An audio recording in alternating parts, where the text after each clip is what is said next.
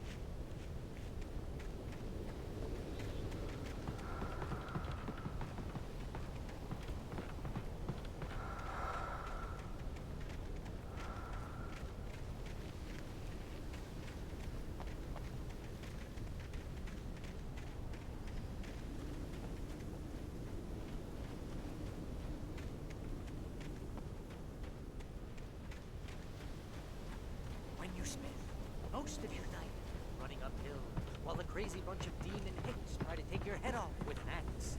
You know your helicopter crash landed in Night Springs.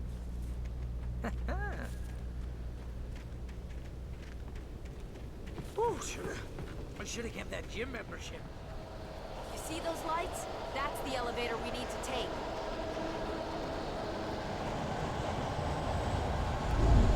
You can't believe it.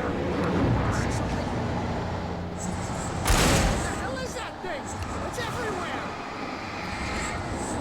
Oh, crap! There's more than one of them! Nothing moves like that. It's impossible!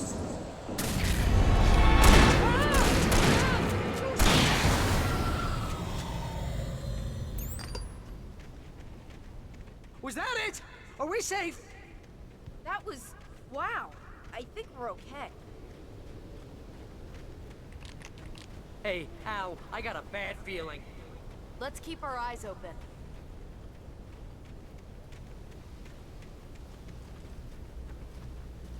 We made it! We made it! This is a bad idea. I know we're gonna regret this. Wait, call the elevator. I'm keeping watch. I think I hear something moving around.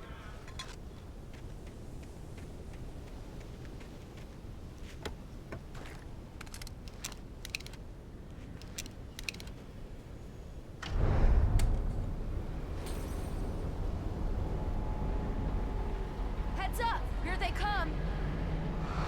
Oh no! Oh no! They're coming! We have to hold them off!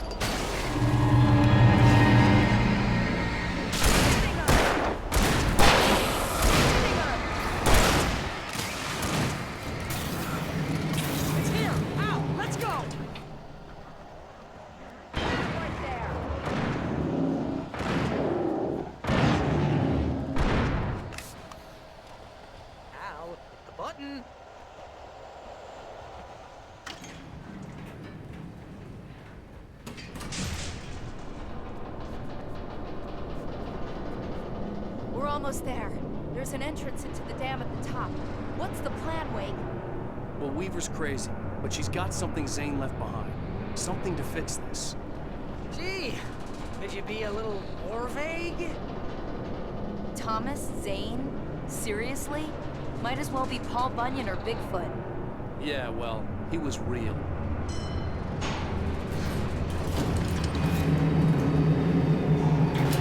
Be careful, okay? Oh, jeez, I hate this.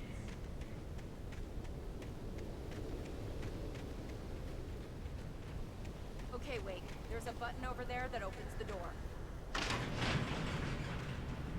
I think something's broken. Hold the button down so we can get in.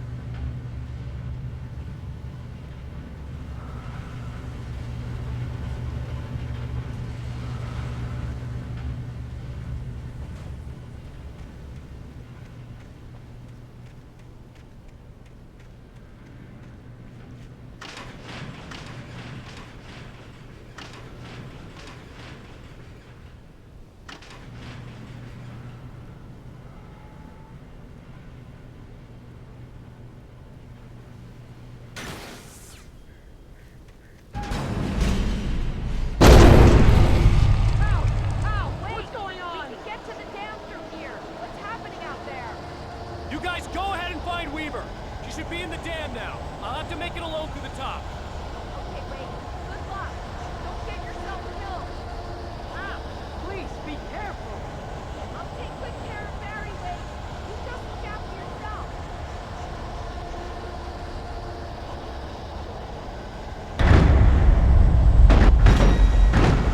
You're kidding me.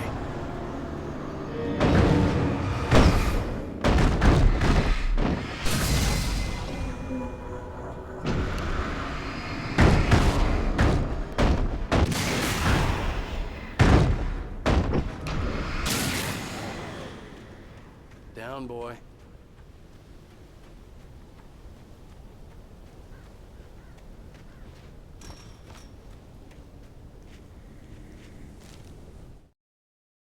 Thomas Zane knew he had to remove all that had made this horror possible, including himself. That was the only way to banish the dark presence he had unleashed and now looked at him through the eyes of his dead love. But he also knew that despite his best efforts, it might someday return. So even as he wrote himself and his work out of existence, he added a loophole as insurance, an exception to the rule. Anything of his stored in a shoebox would remain.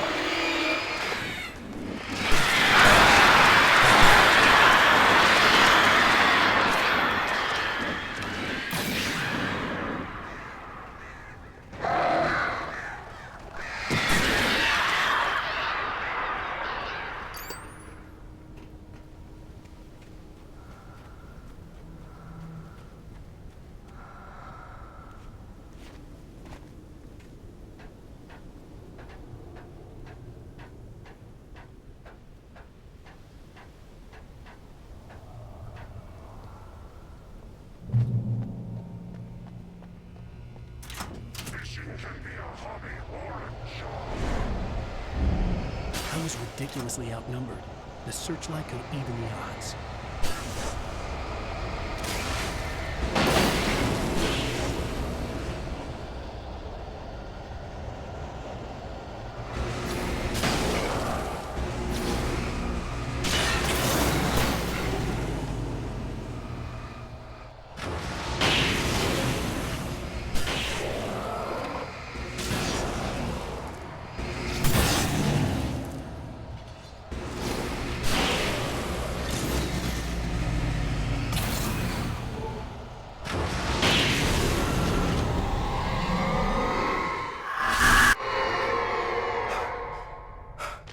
Enough.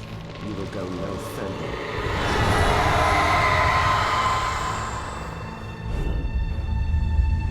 Stop now.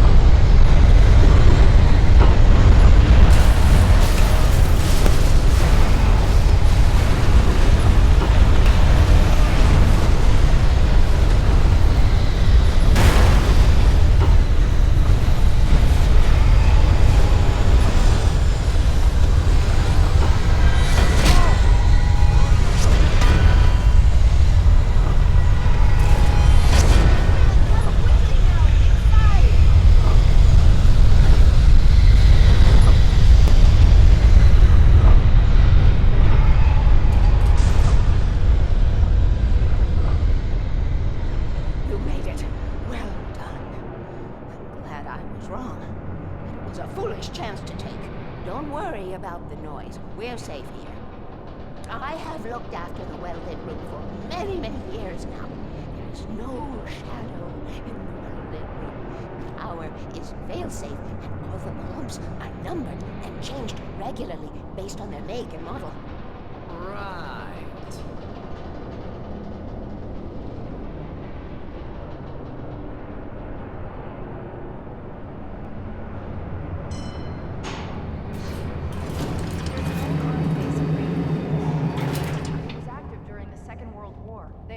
Here back then.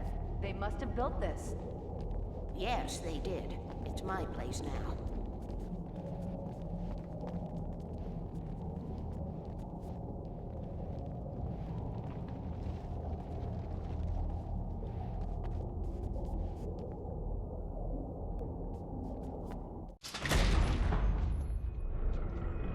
Take it, and I won't need to worry about the room anymore, because 6 and 33 and 118 need changing soon, and I don't want to climb up the ladder to change them because it's very late, and I'm tired.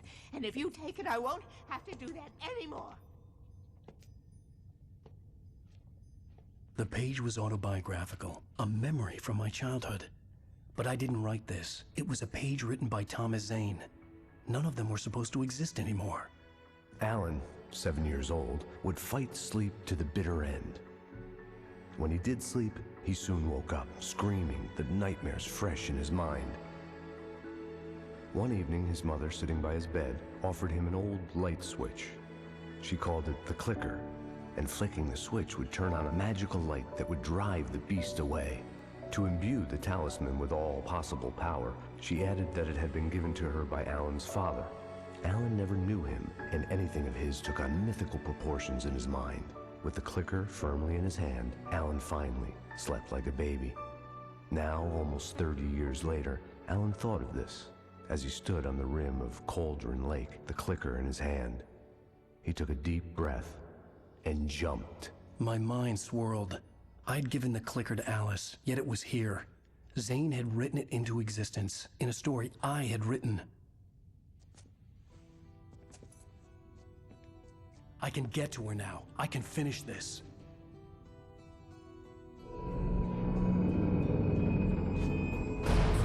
Remember standing on a broken field, white crippled wings beating the sky, the harbingers of war with their nature revealed, and our chances flowing by.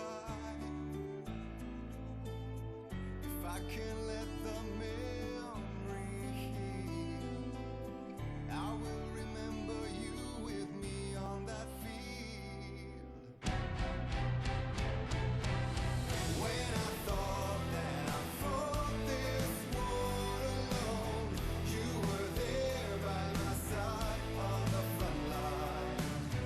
When I thought that I fought without a cause, you gave me a reason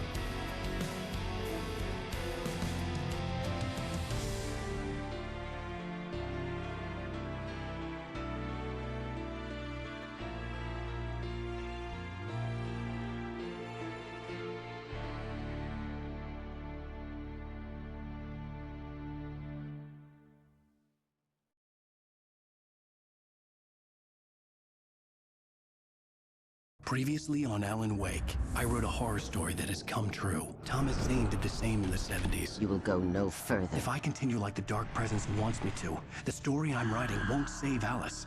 It's a horror story. No one will survive. You knew Zane! Thomas Zane! You're the Lady of the Light in the song! He left something behind to help me. The clicker. Alan thought of this as he stood on the rim of Cauldron Lake, the clicker in his hand. He took a deep breath and jumped. I can get to her now. I can finish this.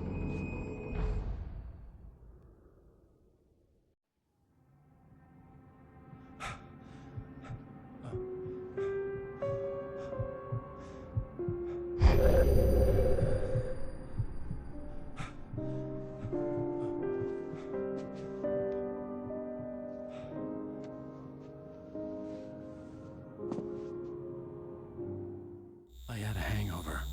My head was about to explode and the light hurt my eyes. I needed my sunglasses and painkillers to dull the pain. In one of my finer moments of self-deception, I swore to quit drinking.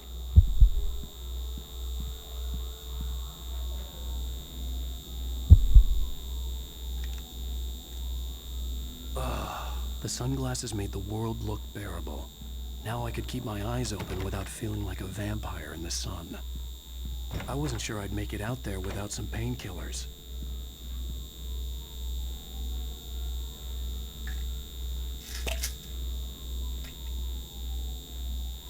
The pills worked fast. The prospect of being awake started to seem bearable again.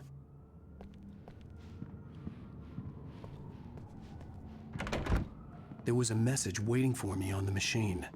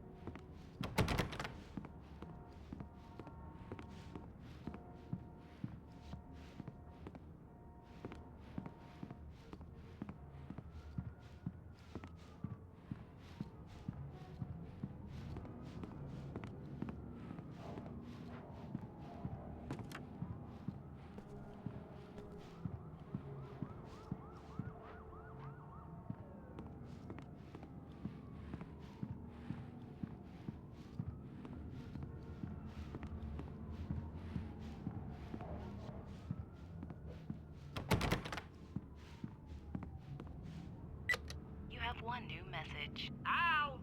Are you still asleep? Wakey, wakey! You should have your show on your TiVo. If Alice wasn't too mad to record it. And she called me earlier and really chewed me out. Yeah, we went a little overboard last night. But parties are a part of this business. Al, look, I'm saying this as your friend. She's not doing your career any favors by trying to run your life like that, okay? I'll talk to you later, Al. Watch the show.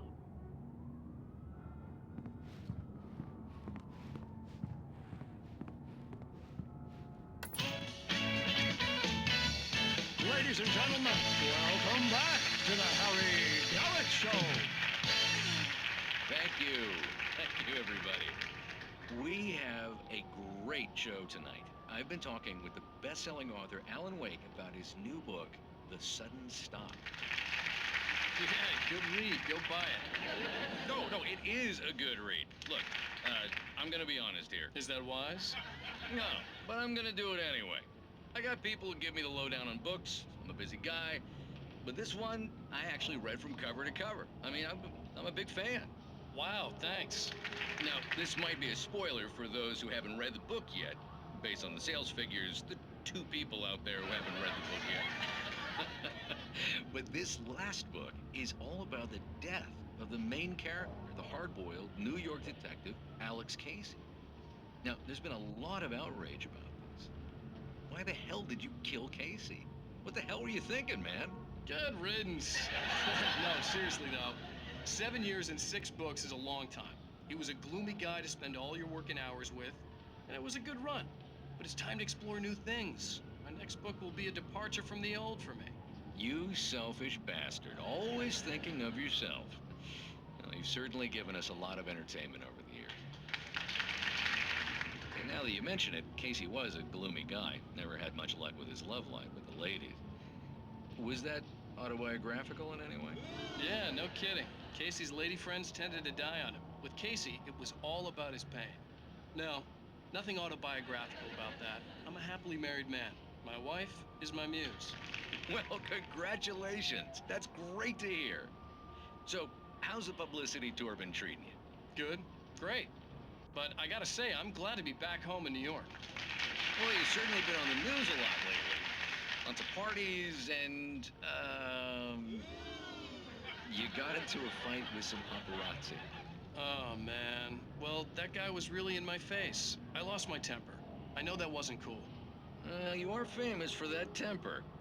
Well, I did also write several books.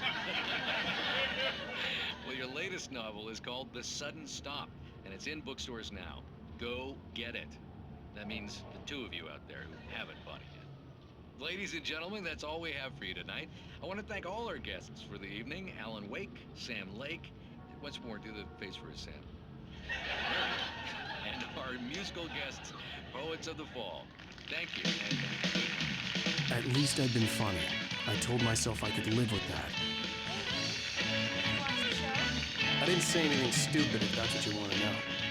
Okay, Grumpy. You want an aspirin or something? Are you going to start with me about drinking now? You know what? I should have followed Go her back to advice, sleep, Alan. but suddenly I was angry. What? Now you can't even talk to me? Well, this morning I was angry because you said you'd be home at midnight and you showed up at 7 a.m. and passed out in mid-sentence. Now I'm over it. Are you angry? This goddamn tour. It's gotten out of hand. Oh, honey. It's almost over, right? We can get back to normal. Then you can start writing again. I'm sorry, honey. Alan, you're not thinking straight. Just take a shower and go back to bed, huh? Yeah, you're right, honey. I'm sorry. Once this is over, let's go away together. A vacation. Just you and me. Some peace and quiet.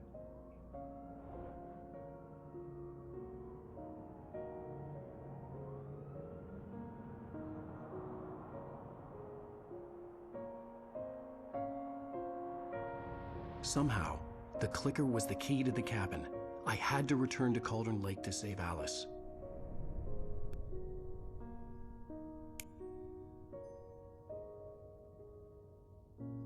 I'm going back to the lake to finish this. I'm going to write an ending to the story in the manuscript on my own terms, to make it all right. Why can't you just write it here? The last page is still in the typewriter. I need to read it first. Everything needs to be just right. Zane tried to cut some corners, and it didn't end well. Okay, ready when you are. I'm sorry, Sarah, but I need to do this alone. Barry, take her gun.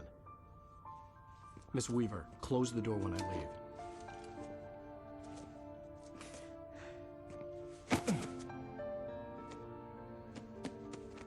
Good luck, Al. See you later.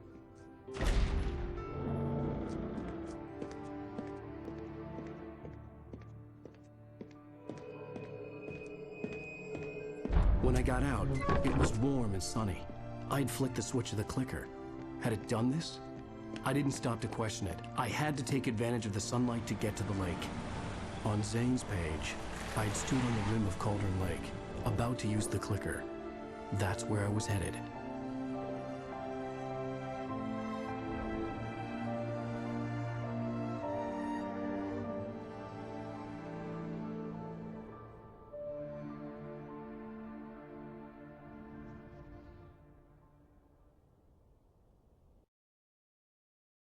Alone, in daylight, surrounded by the beauty of the Pacific Northwest landscape. It was hard not to let doubt creep in one last time. I could still chalk everything up to a dream, a delusion. I had enough imagination to make up something like this, having been in the cabin all this time, trapped in a story inside my head, gone mad from grief over Alice's death like Hartman had claimed. There would be no way of knowing. I told myself it didn't really matter. My course was set.